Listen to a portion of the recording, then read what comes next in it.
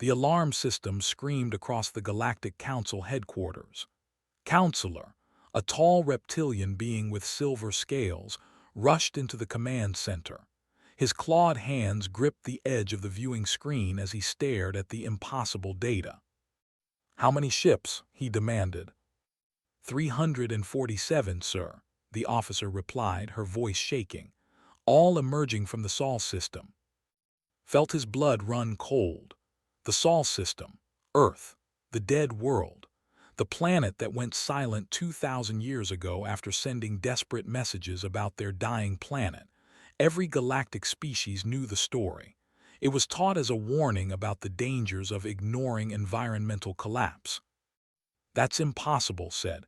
"Earth is abandoned. There's nothing there but ruins." "The ships are real, sir. They're heading toward the neutral meeting zone. They're broadcasting on all frequencies." "What are they saying?"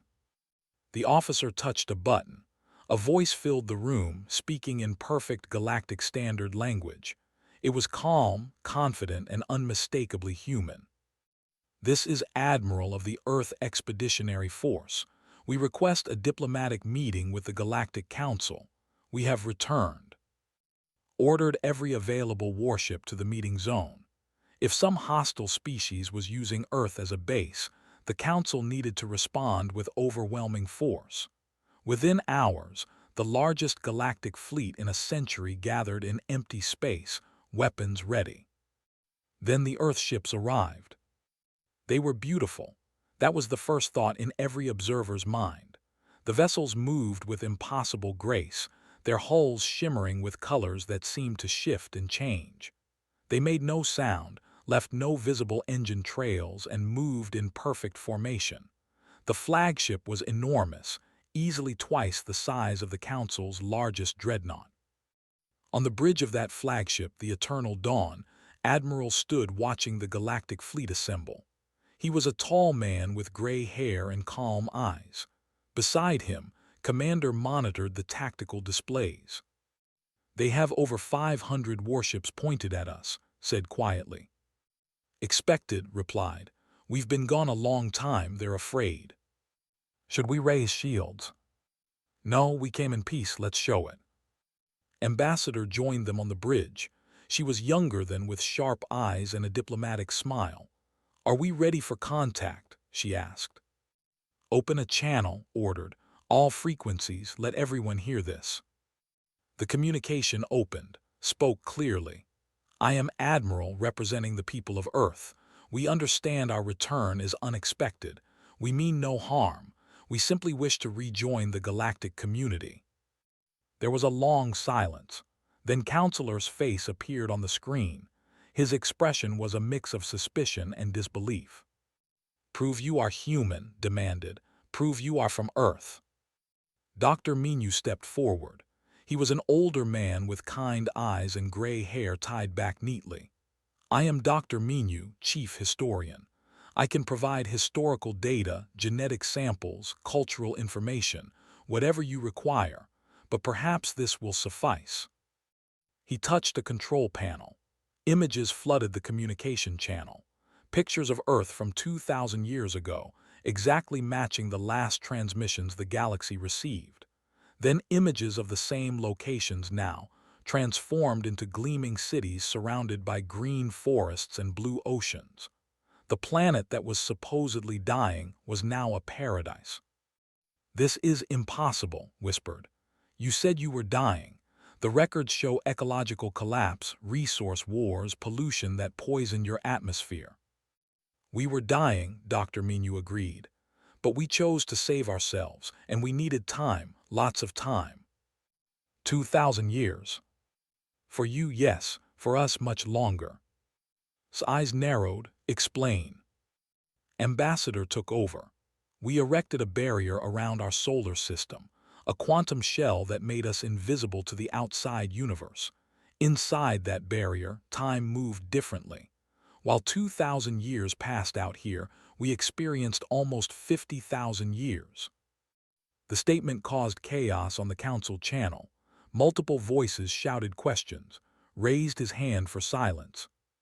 "That technology doesn't exist," he said flatly. Time manipulation on that scale is theoretically impossible. It was impossible, agreed. Until we made it possible, we spent those 50,000 years rebuilding everything. Our planet, our society, our technology, ourselves. We started over from the beginning and did it right this time. Why return now? Asked. If you have such power, why reveal yourselves? Answered this time. Because isolation, while necessary, became loneliness. We solved our problems. We built a civilization we're proud of, but we're not alone in the universe and we don't want to be. We want to share what we've learned. We want to be part of the galactic community again. Share what you've learned, repeated slowly. What exactly have you learned? Commander smiled slightly. Perhaps a demonstration would help. She nodded to the weapons officer. One of the Earthships, a small vessel barely larger than a fighter craft, moved forward. It positioned itself in empty space, far from both fleets. Watch carefully, said. The small ship vanished, not by jumping to faster-than-light speed, which would have left traces. It simply ceased to exist in one location and appeared in another, 5,000 kilometers away, instantly. Then it did it again, and again. Each jump was instant, perfect, and violated every known law of physics. The Galactic Fleet's sensors went crazy. Their instruments showed impossible readings, energy signatures that made no sense, movement without propulsion, existence in multiple locations simultaneously. The small ship returned to formation with the Earth fleet. The galactic observers sat in stunned silence. That's just one small demonstration, Ambassador said gently. We have much more to show you, but first we need to talk, really talk, as friends, not as enemies. Stared at the Earthships for a long moment. His mind raced with possibilities and dangers, a species that could manipulate time and space, a civilization that advanced for 50,000 years in isolation. They could destroy the entire galactic fleet without effort, yet they came asking for friendship. Very well, he said finally. We will talk, but the Council will want answers, many answers.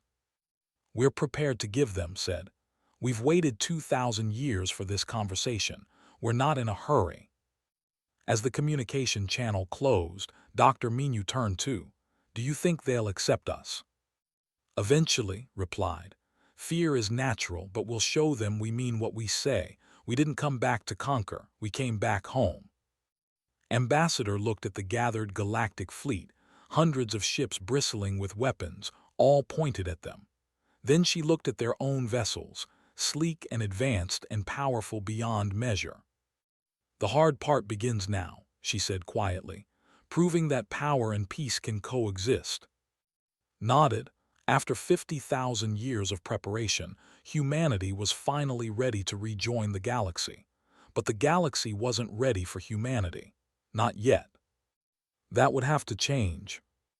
The council chamber was the largest meeting place in known space. Representatives from 17 different species sat in curved rows, all eyes focused on the human standing in the center. Ambassador felt the weight of those stares, but kept her expression calm and friendly. Beside her stood Historian, a young man with sharp features and careful eyes.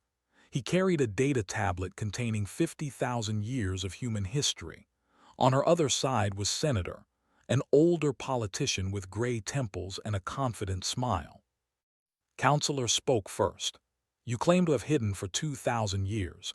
You claim time moved differently inside your barrier. These are extraordinary claims. They require extraordinary proof, agreed.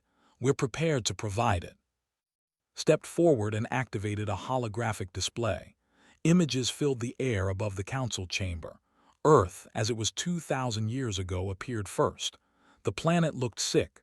Brown oceans, gray skies, cities covered in smog. This was our home, explained. We were killing it, wars over resources, pollution choking the atmosphere, 9 billion people fighting over scraps. We were heading toward extinction. The image changed. Scientists in laboratories, massive construction projects in space, enormous machines being built in orbit around Earth. Our minds came together, continued. They realized conventional solutions wouldn't work. We needed something radical, something impossible. The quantum shell said, "Yes, it took us 40 years to build. Every nation on Earth contributed. We pooled all our resources, all our knowledge. It was the greatest cooperative effort in human history." The hologram showed the barrier activating. A shimmering field spread around Earth's solar system, then stabilized. From outside, the system simply vanished. Once inside, we could work without interruption, said. No external threats, no distractions, just us and the task of rebuilding everything. A council member from the species clicked her mandibles skeptically. You expect us to believe you advanced 50,000 years in that time? Senator answered, not just advanced, we transformed completely every aspect of our civilization. The hologram changed again. It showed human cities rising from the ashes of the old world, forests growing back, oceans turning blue again, but that was just the beginning. The images accelerated, buildings that grew like plants, ships that folded space, humans merging their minds with computers, medical advances that eliminated disease, energy systems that drew power from the fabric of reality itself. We didn't just fix our problems, said. We reimagined what humanity could be. Show us something real, demanded a delegate from the warrior empire. Not just pictures, actual proof. Engineer stepped forward. She was a small woman with quick hands and excited eyes. She placed a small device on the floor of the council chamber. It was round, no bigger than a coin. This is a portable wormhole generator, said cheerfully. Watch. She activated it. Space twisted above the device. A hole appeared in reality itself, stable and controlled. Through it, the delegates could see the interior of one of the Earth ships in orbit. A human crew member waved at them from the other side. Gasps echoed through the chamber. Several delegates stood up in alarm. Scales turned pale. Turn it off, he ordered. Deactivated the device. The wormhole collapsed harmlessly. She picked up the device and smiled. Stable wormhole technology, one of our basic tools. We have millions of these. That's impossible, the delegate said. Wormholes require enormous energy. They collapse instantly. They're unstable and dangerous. They were, agreed, until we figured out how to stabilize them. It took about 3,000 years of research, but we had the time. Inquisitor, a council investigator with gray skin and multiple eyes, leaned forward. I need to verify your claims independently. I need to visit Earth, see your civilization with my own eyes. Of course, said, we welcome inspection. We have nothing to hide. 3 days later stood on Earth's surface and his worldview shattered. The planet was perfect. Cities of gleaming crystal and living metal spread across continents. Rivers ran clean and pure. The air smelled of flowers and rain. Forests covered half the land, managed in harmony with human civilization. Dr. Minu guided him through the capital city. Humans walked the streets with aliens who had chosen to join Earth society during the isolation period, species that lived in the solar system when the barrier went up. How many people live here? Asked. On Earth, about 5 billion. We learned that bigger isn't always better. We have colonies throughout our solar system, all connected by wormhole gates.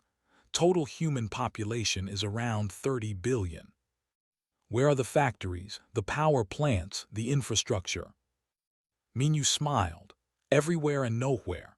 Our technology is integrated into the environment. Those trees, they're partly biological, partly technological. They clean the air, generate energy, and provide data networks. The buildings grow and repair themselves. We don't separate nature and technology anymore. They're one thing. Saw humans of all ages, children playing in parks, elderly people who looked young and healthy. No one looks sick, he observed. We eliminated disease about 20,000 years ago. Aging too. Humans can choose how long they want to live now. Most choose several hundred years, then decide whether to continue or not. Choose, you can choose to die. We can choose everything. That's what freedom means. Some humans upload their consciousness into our quantum network and become digital beings. Some stay physical. Some switch back and forth. It's all individual choice. Multiple eyes blinked in confusion. How do you govern? Who leads? We have a council elected from every region, but most decisions are made locally. With abundance, there's less need for central control. We don't fight over resources anymore because we have more than enough. What about crime, conflict? Still exists, but it's rare. When everyone's needs are met, when education is universal, when mental health is prioritized, most reasons for crime disappear. We still have disagreements, but we've gotten very good at resolving them peacefully. Walk through museums showing humanity's journey. The dark times, the wars, the pollution, the suffering, then the decision to change, the construction of the barrier, the long, patient work of transformation. Why did you wait so long to return? He asked. If you had this power 10,000 years ago, why hide for 40,000 more? Minyu's expression grew serious. Because we wanted to be sure. Our ancestors nearly destroyed themselves through recklessness and arrogance. We needed to prove to ourselves that we had truly changed, that we could handle power responsibly, that we wouldn't repeat old mistakes. And now you're sure. Now we're ready, not perfect, we still make mistakes, but we've learned to learn from them. Returned to the council with his report. He stood before the gathered delegates and spoke clearly. Everything they claim is true, more than true. Humanity has achieved what we thought impossible. They've created a paradise. They've eliminated suffering. They've advanced beyond our comprehension. Then we should fear them, the delegate said. No, replied. We should listen to them, because despite all their power they came asking for friendship. They could have returned as conquerors. Instead, they returned as neighbors. Looked at Ambassador, what do you want from us? Friendship, said simply. Exchange of ideas, cultural sharing. We've spent 50,000 years alone. We've learned a lot, but we've also missed a lot. You've had different experiences, different perspectives. We can learn from each other. And what will you give us in return? Whatever you need. Medical technology, energy systems, agricultural advances. We'll share freely. We don't need payment. We have everything we need. We just want to be part of the galaxy again. Senator added, we know this is overwhelming. Take your time. We're patient. We've waited this long. We can wait longer. The council chambers fell silent. 17 species considered the impossible situation. Humanity had returned, more powerful than anyone imagined, and they were offering gifts. It was too good to be true, but the report was thorough. The evidence was clear. Earth had returned, and nothing would ever be the same. General slammed his armored fist on the table. The warrior was massive, easily 3 meters tall, covered in battle scars and decorative armor. His voice rumbled like thunder through the council chamber. I don't believe it, he growled. These soft humans claim to be advanced. They hide for 2,000 years and expect us to bow down. The Empire demands proof of their military capability. Counselor sighed. General, this isn't about military dominance. Everything is about military dominance, interrupted. For 1,000 years the fleet has protected this council. We are the sword and shield of civilization. Now these children return with fancy toys and pretty words. I want to see if they can fight. Senator stood calmly. The human politician showed no fear facing the giant warrior. You want a demonstration of our capabilities. A challenge, said. Military exercises. Your best ship against our best fleet. Show us what Earth's technology can really do. Looked at Ambassador, she nodded slightly. We accept, said. But understand, we don't fight to dominate, we fight to protect. If you want to see our capabilities, we'll show you, but we'll do it our way." 3 days later, the entire galaxy watched. Every major species sent observers to the designated exercise zone in neutral space. News networks broadcast to billions of viewers across hundreds of worlds. The Empire brought 100 of their most advanced warships. They were massive, bristling with weapons, crewed by the galaxy's finest warriors. Captain commanded the human vessel. His ship, Horizon's Edge, was half the size of a single cruiser. It was beautiful, sleek, with smooth lines and a hull that seemed to shimmer with inner light. Inside, the bridge was quiet and efficient. "Status report," said calmly. He was a young man with steady hands and calculating eyes. "All systems ready, Captain," replied scientist from her station. She was monitoring the quantum drive and weapon systems. "They have 100 ships, we have one. The galaxy is watching." "Then let's give them a good show," smiled. "But nobody gets hurt, remember the rules." Pilot sat at the helm, his mind linked directly to the ship through neural interface. "Ready when you are, Captain." General's voice boomed across the communication channel. "Humans, the exercise begins in 60 seconds. You may surrender now if you wish to avoid embarrassment." "No thank you, General," replied politely. "We're ready to begin." The countdown started. Observers held their breath. 60 seconds, 30, 10. The exercise began. The fleet moved immediately, executing perfect military maneuvers. Ships spread into attack formation. Weapons locked onto the horizon's edge. Energy cannons charged. Missile tubes loaded. It was a textbook assault pattern designed to overwhelm any single target. The horizon's edge vanished. Not jumped to light speed, not cloaked, simply ceased to exist in that location and appeared 5,000 kilometers behind the formation. The fleet's sensors screamed warnings. They spun to engage. The human ship vanished again, appeared on their left flank. Vanished, appeared above them, vanished, appeared below. Each movement was instant, perfect, impossible. "What is this?" roared. "Stop playing games." "No games, General," said calmly.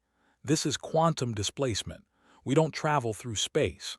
We simply stop existing in one place and start existing in another." The ships fired everything they had. Hundreds of energy beams and missiles filled space where the horizon's edge had been. The human ship was already somewhere else. Not a single shot came close. Worked her controls. Captain, demonstrating defensive capability. A missile, one of their most powerful, was heading directly toward the horizon's edge. Instead of dodging, the human ship simply existed in the same space. The missile passed through them as if they weren't there. "Quantum phasing," explained over the open channel. "We shifted our ship slightly out of normal space-time. Physical objects pass through us harmlessly." General was furious. "Fight us properly, stop using tricks." "These aren't tricks, General," Captain said. "This is how we operate, but if you want to see offensive capability, we can show you that too. Don't worry, no one will be harmed." His fingers flew over his controls, his mind guiding the ship with thought-speed precision. The horizon's edge stopped evading. It positioned itself in the exact center of the formation. "Initiating selective quantum manipulation," announced. On every single ship simultaneously, weapon systems shut down. Energy cannons went offline. Missiles deactivated. Shields collapsed. Life support remained active. Engines remained functional. But every single weapon across 100 warships simply stopped working at the exact same moment. The crews frantically tried to restart their systems. Nothing worked. Their instruments showed no damage, no external interference. The weapons simply wouldn't activate. "What have you done?" demanded.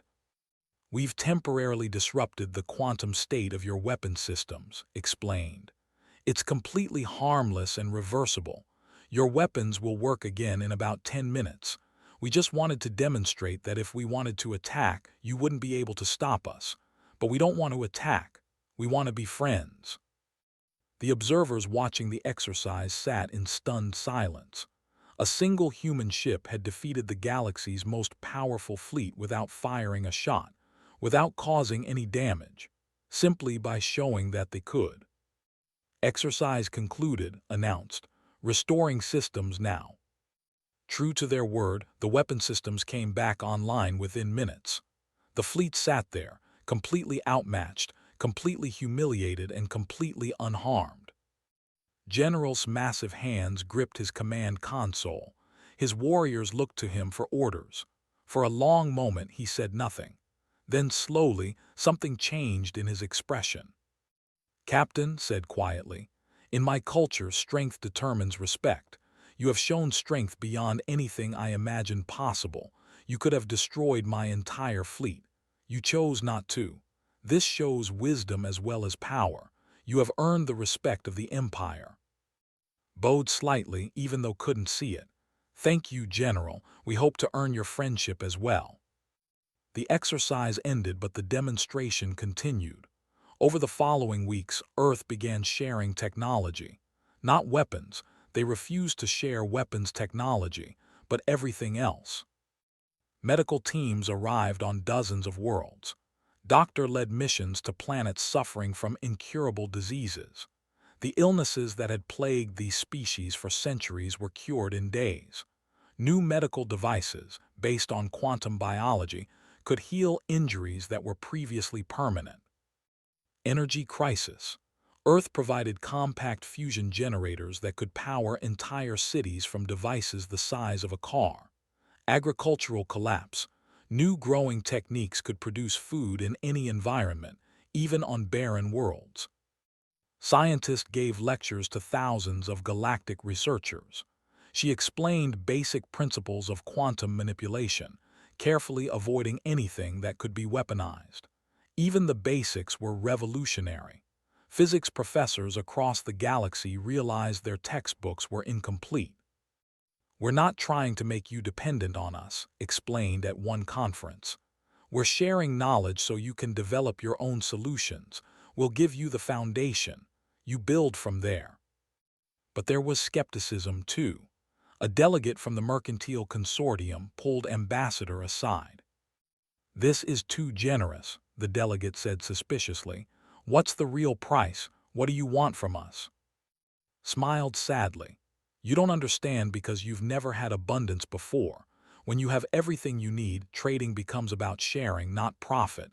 We literally cannot use all the energy our systems produce. We cannot consume all the resources we can access.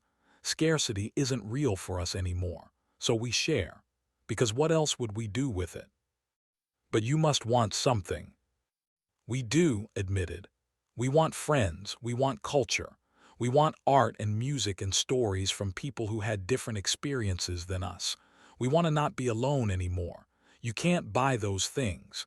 You can only earn them through trust and time." Back on Earth, Admiral watched reports of humanity's reintegration into galactic society. He sat in his garden, a place of peace overlooking a restored ocean. Senator joined him.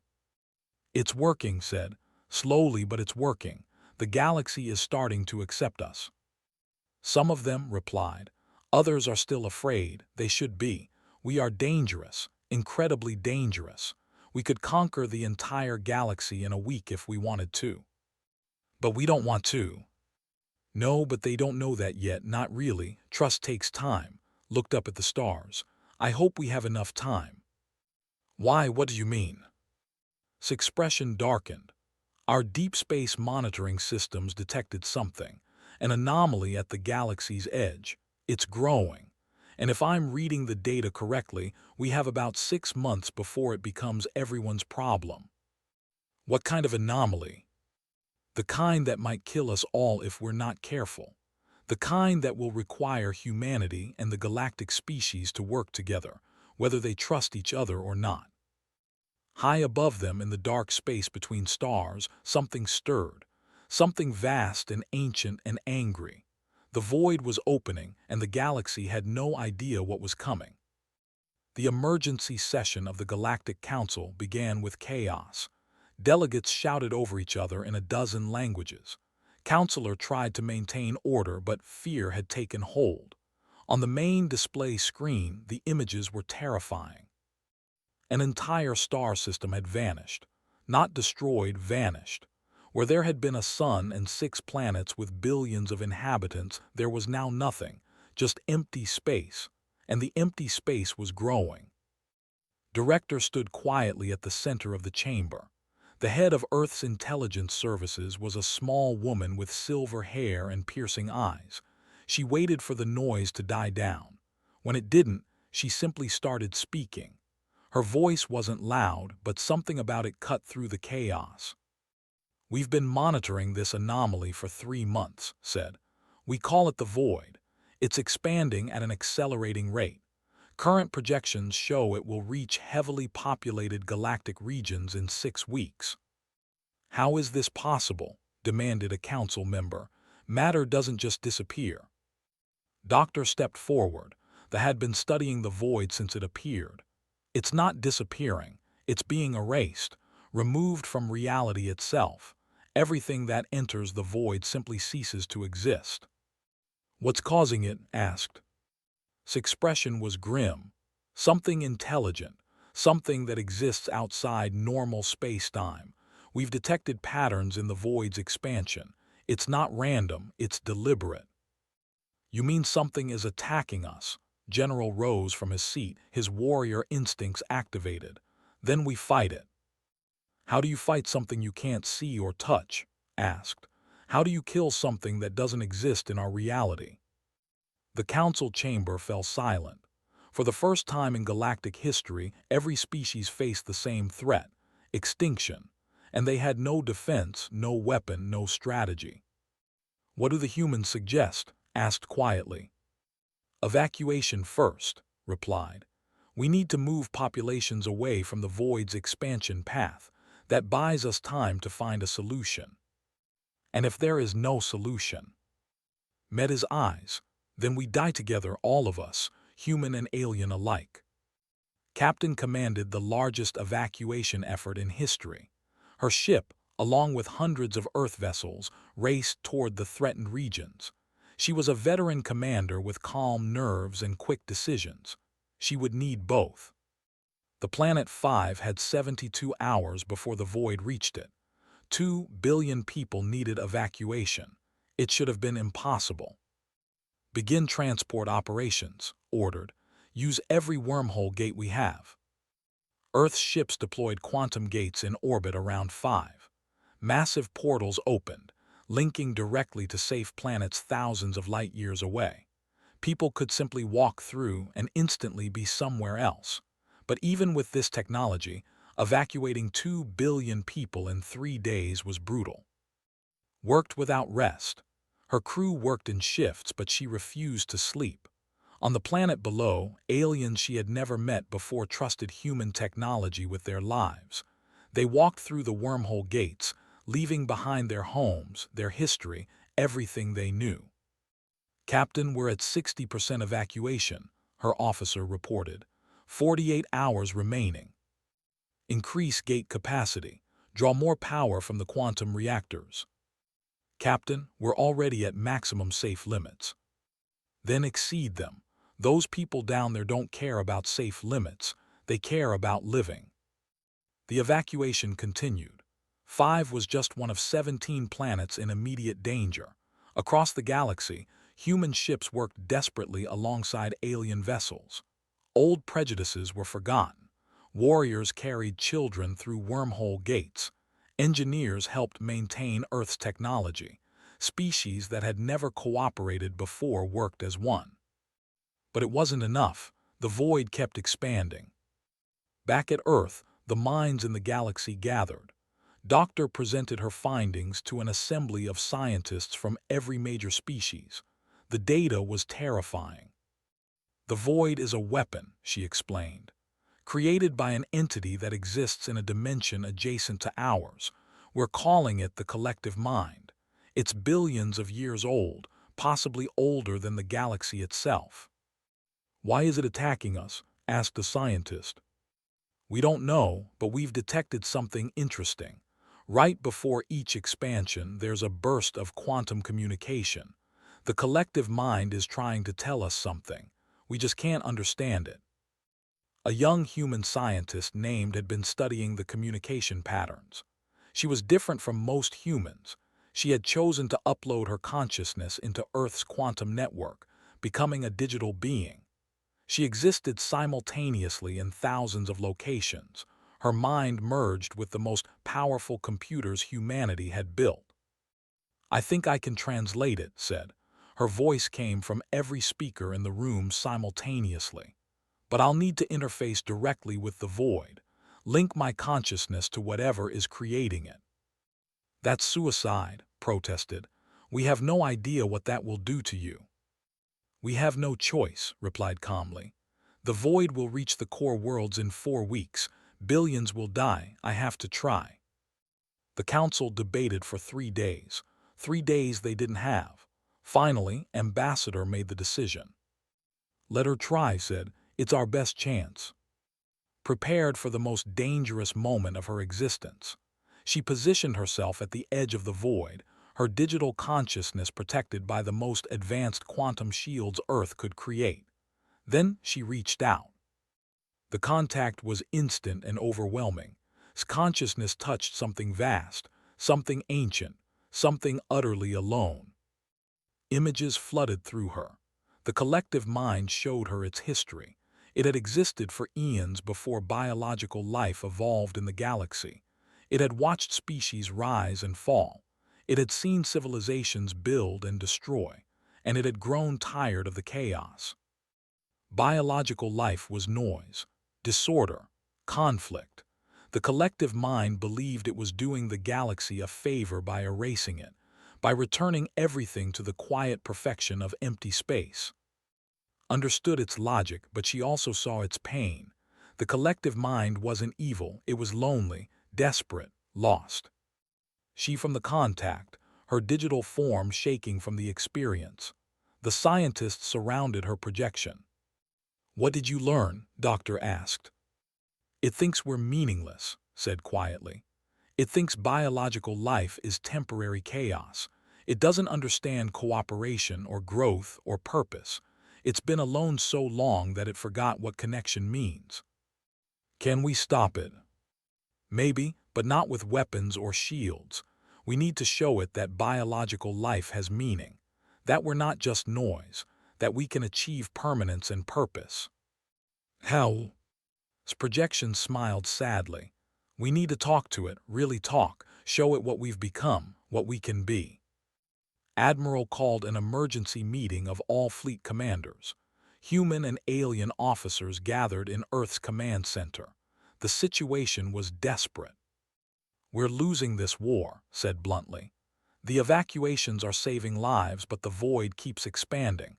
We need a new strategy." General stood. The warrior looked tired. His species had lost 3 colony worlds already. "What does Earth propose?" "Diplomacy," said Ambassador. "We make contact with the collective mind. We try to negotiate." "Negotiate with something that's erasing entire star systems," shook his head. "That's insane." "It's our only chance," replied. "Made brief contact. The collective mind is intelligent. It can be reasoned with, maybe." "And if negotiation fails?" asked the council member. Admiral's expression was hard. "Then we fight.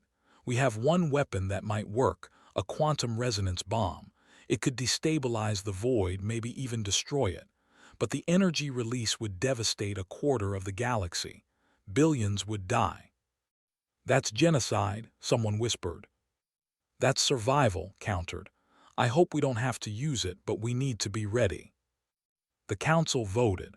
For the first time in history, every species agreed. They would try diplomacy first, but if it failed, they would use the quantum bomb. Ambassador prepared for the most important negotiation of her life. She would enter the void with a small team and try to communicate with the collective mind face to face. It was likely a suicide mission. I need volunteers, she said, people willing to risk everything. Ambassador stepped forward immediately. He was young for a diplomat but had proven himself brilliant. I'll go. Others volunteered, scientists, linguists, even general. I've spent my life fighting, the said. But if words can win this battle, I want to see it. I want to understand. The mission was set. A small ship would enter the void, carrying representatives from multiple species. They would attempt contact with the collective mind. They would try to save the galaxy. Or they would die trying. As the ship prepared to launch, Doctor pulled aside. There's something you should know. Contact with the collective mind changed her. She's different now. More, connected to it. I'm not sure if she's completely on our side anymore. Do you think she'll betray us? No, but I think she understands the collective mind now, and understanding something can make it harder to fight it. Nodded slowly. We'll deal with that if we have to. Right now, we need every advantage we can get. The small ship entered the void. Communication with the outside galaxy ceased. They were on their own, heading into the darkness to face something that existed beyond comprehension. Behind them, Admiral stood ready with the quantum bomb. If the diplomats didn't return in 72 hours, he would fire it, and hope the galaxy could survive what came next. The ship moved through absolute darkness. Ambassador stood at the observation window, seeing nothing. The void had swallowed them completely. No stars, no light, just emptiness that felt alive and watching. How long until we reach the center? She asked. Unknown, replied the pilot. Normal spacetime doesn't exist here. Distance and time have different meanings. Ambassador sat calmly, reviewing his notes. The young diplomat had prepared arguments, appeals, strategies for negotiation.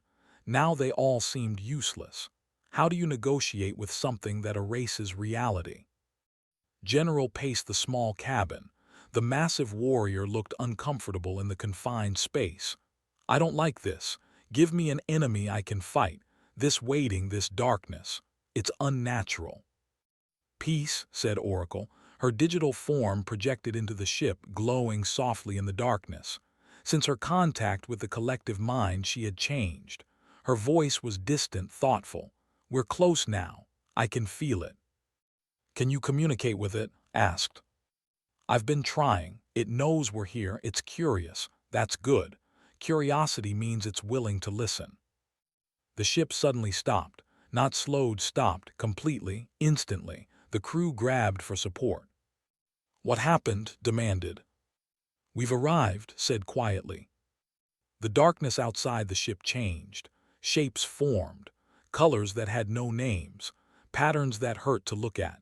And then, slowly, something took form. It was trying to create something the biological minds could understand.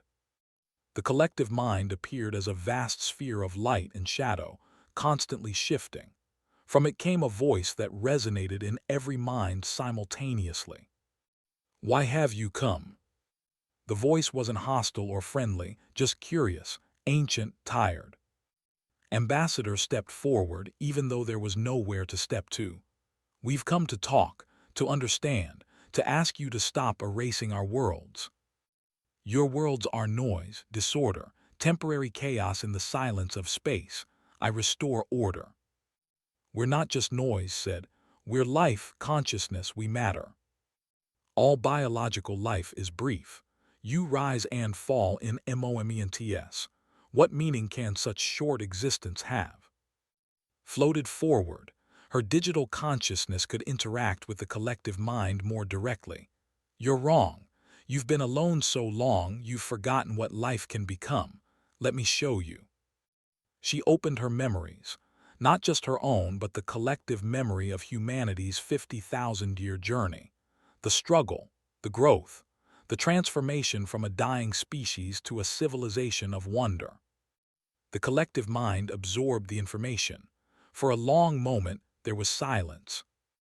Interesting, but still temporary. Eventually you will die. Stars will burn out.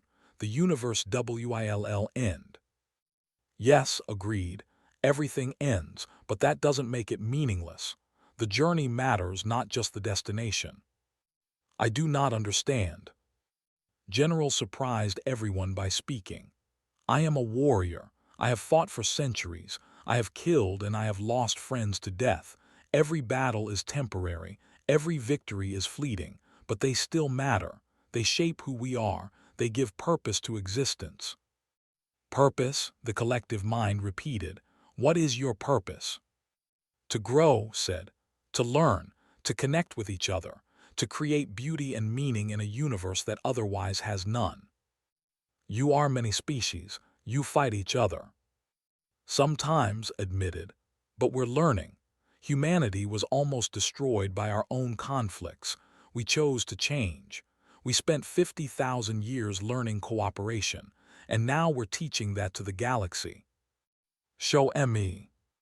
Transmitted data from the recent crisis. How 17 species that had never fully trusted each other worked together during the evacuations. How warriors carried alien children. How human technology was shared freely. How old enemies became allies when facing extinction. The collective mind studied the information. This is unexpected. I have OBSCRVED biological CIVILIZ8IONS 4 EONS. They always destroy themselves through conflict. Most do, said. But some learn, some grow, some become something better. That's what makes life valuable, the possibility of change. But you are still temporary. So are you, said softly. You've existed for billions of years, but you'll eventually end too. The universe will reach heat death. Everything ends, even you. There was a long pause. When the collective mind spoke again, its voice was quieter, sadder. I am alone. I have always been alone. I thought ending biological life would bring peace, silence, order, but it only brings more loneliness. Then stop being alone, said. Join us, learn from us. Let us learn from you. I am not biological. I cannot join your civilization. You don't have to be biological to connect, said. I was biological once. Now I'm digital consciousness existing in quantum networks. I'm between your world and theirs. If I can exist in both states, so can you. You would accept me, after I destroyed your worlds. Spoke carefully. We would need assurances. You would need to stop the void, restore what you've taken if possible, and then, yes, we could build something new, a connection between biological civilization and whatever you are. HFY, why show mercy to something that tried to erase you? General answered, because that's what separates us from chaos. We choose to be better than our worst moments. We choose forgiveness over revenge. It's not always easy, but it's what makes us worthy of existence. The collective mind considered. The ship hung in darkness while something ancient wrestled with concepts it had never encountered. Connection, forgiveness, purpose beyond mere existence. Finally it spoke. I will halt the void, I will restore what I have taken, and I will try to understand, to connect, but I do not know HOW. We'll teach you, said, and you'll teach us, we'll learn together. What can I teach you? You exist outside normal space-time, said. You understand reality at levels we can barely imagine. You've existed for eons and witnessed things we can't comprehend. Share that knowledge. Help us grow. And in return, we'll give you what you've never had, said. Companionship, purpose, connection to something beyond yourself. The collective mind was silent for a long time. Then the darkness began to change. Light returned. The void started shrinking, and from the collective mind came a feeling, not words but emotion transmitted directly to their consciousness. Gratitude, hope, and overwhelming relief at no longer being alone. The ship returned to normal space. Communications exploded with questions. Admiral's voice came through immediately. Ambassador, report. Are you alive? Did it work? It worked, said, unable to hide her smile. The void is stopping. The collective mind is halting the expansion. and the destroyed star systems. Watch. Across the galaxy, sensors detected impossible readings. The empty spaces where star systems had vanished began to shimmer. Matter and energy returned. Planets reformed. Stars reignited. Everything the void had erased came back, perfectly restored. The populations that had been evacuated stared in wonder at their returned as if nothing had happened. 5 years passed. The galaxy transformed in ways no one imagined possible. The collective mind kept its promise. It shared knowledge that advanced every species by centuries, understanding of higher dimensions, methods to generate infinite energy, ways to preserve consciousness indefinitely. It was like drinking from an endless fountain of wisdom. In return, the galactic species gave the collective mind what it needed most: connection. Scientists communicated with it daily, sharing discoveries and ideas. Artists created works inspired by its unique perspective. Philosophers debated consciousness and existence with something that had pondered these questions for billions of years. Became a bridge between the biological and the non-biological. She helped the collective mind understand emotions, social bonds, the small joys of existence. And she helped biological beings understand the beauty of existing beyond flesh. Earth continued to share its technology, but now it came with contributions from the collective mind. Medical advances eliminated the last vestiges of suffering. Energy systems powered civilizations without environmental cost. Agricultural techniques fed every hungry mouth in the galaxy. The Galactic Council transformed into the Galactic Alliance, no longer just a governing body but a true partnership of equals. Humanity's voice was influential but not dominant. They led by example, not by force. Ambassador retired from active diplomacy. She chose to live on a peaceful colony world, writing about the events that changed the galaxy. Ambassador took her place, young but wise beyond his years. General became an unlikely ambassador of peace. The warrior who once demanded military demonstrations now traveled the galaxy teaching cooperation. His friendship with humanity had transformed him. Admiral stood in his garden on Earth one evening. The stars above were brighter now, filled with ships from 100 species traveling freely between worlds. Admiral, who would command the next generation of exploration, joined him. "We're planning an expedition beyond our galaxy," said. 50 ships, 20 different species. The collective mind will guide us through the dark space between galaxies. Dangerous, observed. Yes, but worth it. There might be other civilizations out there, other collective minds, maybe other species that need help or can help us. We'll never know if we don't look. When do you leave? 3 months will you come, one last mission. Smiled, I'm old, let the young ones explore, I've done my part. You brought humanity back to the galaxy. You saved civilization from the void. You united species that thought unity was impossible. That's more than enough for one lifetime. We all did that together, that's the point. Nodded, the galaxy learned something important. Power doesn't corrupt if it's used to lift others up. Advancement doesn't mean domination. Strength and compassion can coexist. Humanity learned that too. The hard way, 50,000 years of learning, but we got there. And now we're teaching others. No, corrected gently. Now we're learning together, that's the difference. That's what makes this work. They stood in comfortable silence, watching ships cross the sky. Humanity had returned to the galaxy after 2,000 years of silence. They returned with power that could have conquered everyone. Instead, they chose friendship. They chose to share. They chose to save rather than subjugate. And in doing so, they transformed not just the galaxy, but themselves. The scared, dying species that hid behind a quantum barrier had become leaders of a united civilization spanning thousands of worlds. The galaxy had been stunned by Earth's return, but the real surprise wasn't their technology or their power. It was their wisdom, their compassion, their understanding that the greatest strength comes not from standing above others, but from standing together. 2,000 years of silence had ended, and a new age of cooperation, discovery, and shared growth had begun. An age where biological and non-biological consciousness worked together, where different species weren't just allies but friends, where the lonely became connected and the weak became strong through unity. Earth had returned home, and in doing so had helped the entire galaxy find its way home too.